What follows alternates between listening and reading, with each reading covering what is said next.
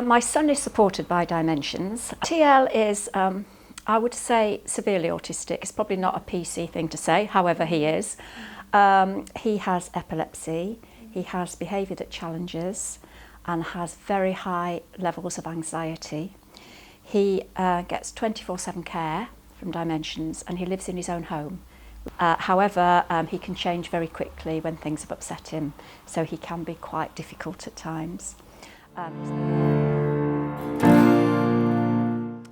Autism is horrendous actually for the person who has it. I think more so for people who are more able, because they are very much aware of how different they are from everyone else, which causes a lot of problems. I think for people who are more severely autistic, it's a very unkind disability really, because communication is very, very hard. So people don't understand you or you don't understand them. Of course they have a problem with things like pain, because if you go to the doctors you can't describe what the pain is because you feel pain differently.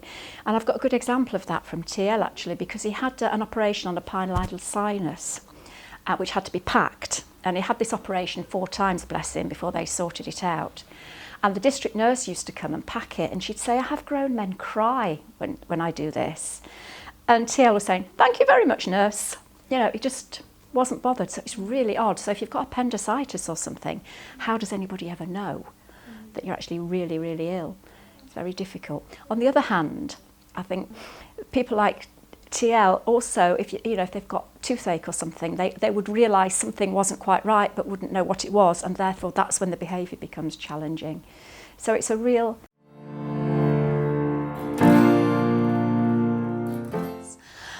there were no reasonable adjustments at all when we first went. And the biggest barrier, reception staff, to be honest. Doctors don't really understand an awful lot about autism.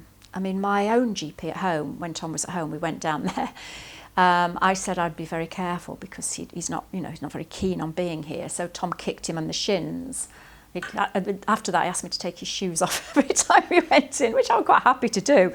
But people don't understand. So he will go to the doctor. He's recently been for his flu jab because he was prepared. You know, he goes for his annual health check because he's prepared, and that's the big thing. But the onus is on us. Actually, at the surgery, I mean, he's locked himself in the toilet before now, at having tipped all the chairs up because he had to wait. So trying to get, an appointment and say, please can we have first appointment in the morning? No, it's gone. I know that, but if he has to wait, there'll be problems. Well, I'm sorry, it's gone. But I sent the GP and us information to our GP. And Tom's present manager, is very good at ringing up and talking about reasonable adjustments. And in fact, great success. Tom needs to have a thyroid test, and you have to, as you know, you can't eat before that. So I said, you'll never get him out of the house without breakfast. I don't know how you're going to do this. Anyway, we've got a nurse coming round to do it to the house at 8 o'clock one morning, which is fantastic. That is really amazing. Hospitals are a bit more problematic. I mean, we have a hospital plan for TL, and when he had his pilonidal sinus operation, we went to see the surgeon when the last time he had it, and he said, I'll sort this. He was really good, actually. He hadn't seen it. We'd sent it in and he hadn't seen it. So to his credit, he took us out and actually sent us out of the room and read it, and then had us back in again. And he was absolutely fine. So I went up to theatre with Tom while he had his injection, all the rest of it. Blood tests, they took one from me and one from him, so we could see that there was no problem with it. So they were very good from that point of view. When he came round, that was okay, because as soon as he started to come round, they asked me to go in, and that was also okay.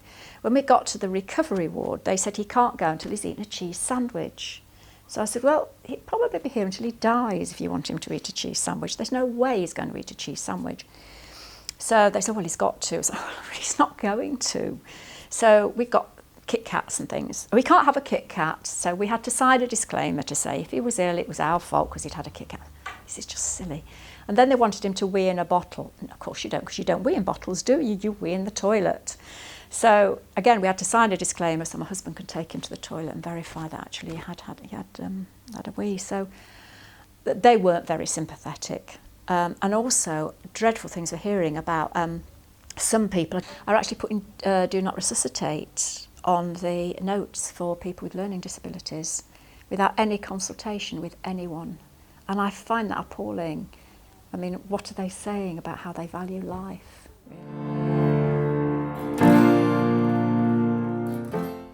Again, it's using the stories for him.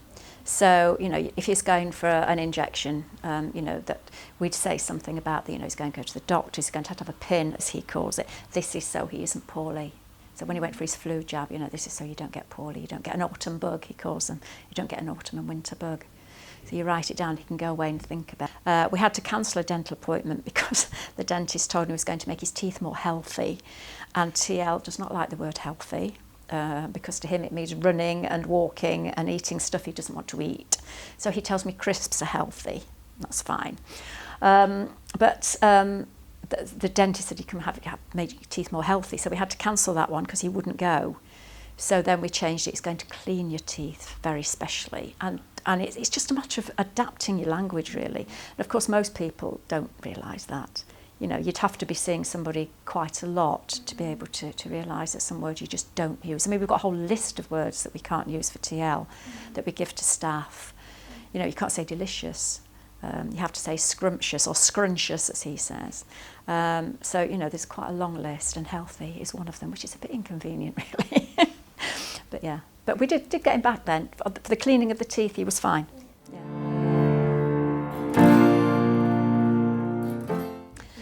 The GP, I think they could give him the first appointment, certainly. I think they could do more home visits. I know that's really difficult, but they have practice nurses and nurses now who could perhaps come round to the house. They could be a little more understanding of the fact he's very overweight. I mean, they did refer us to the community dietitian who said he can eat what he likes, he's an adult. Not very helpful, really, for somebody with a learning disability. So I think, and also I think one of the things that people do complain about, and not particularly TL, because it doesn't matter there, but people with autism often say, if I go with my carer, they talk to my carer, they don't talk to me. And of course, if you have the capacity, then obviously they should be speaking to you. But I think and the environment as well is not conducive to sitting and waiting, really. But I think every surgery should have a quiet area. You know, they'd only need a small room, preferably not with all the equipment in, you know, that frighten people, but just a small room with it, you know, with perhaps a bit of music on. You know, they could actually, you know, help people with autism to chill out a bit, because it is difficult. And also, I think, you know, nurses are a bit austere, aren't they? And they've got all their gear on. You know, I wonder whether they don't really need the stethoscopes and all the rest of it on.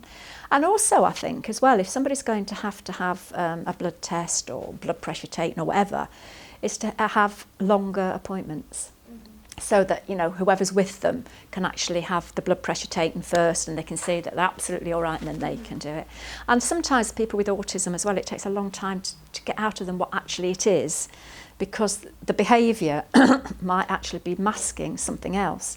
So obviously GPs need skills in trying to get that out. I mean, also, when he first went to have some pins, he refused, and they said, right, fine, rather than, okay, we've got a problem here, let's see how we can work it out between us. And we managed, the staff and I between us managed to get him to go back. So he's actually likes to please, you know, he's not actually out to upset anybody, but if he's upset, then, and if somebody handles him the wrong way or says the wrong word or something, then it's very easy to upset him, which is why he's got 24/7 support. But yeah, I mean, basically they are better than they were. Don't shout at them, they're not deaf. They may not understand what you're saying, but it doesn't mean they're deaf. Don't patronise them. Don't talk to their carers rather than to them. Give them extra time to assimilate what you're saying to them so they can come up with a reply if they're able to do that. Be patient and understand that maybe you're not going to get whatever you want to get done that day. They may have to come back for another appointment, which hopefully will not be weeks away.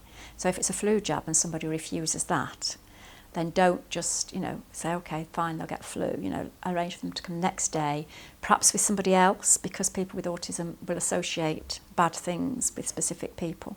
With the person and with their carers and or family, because that way you'll find out lots more information.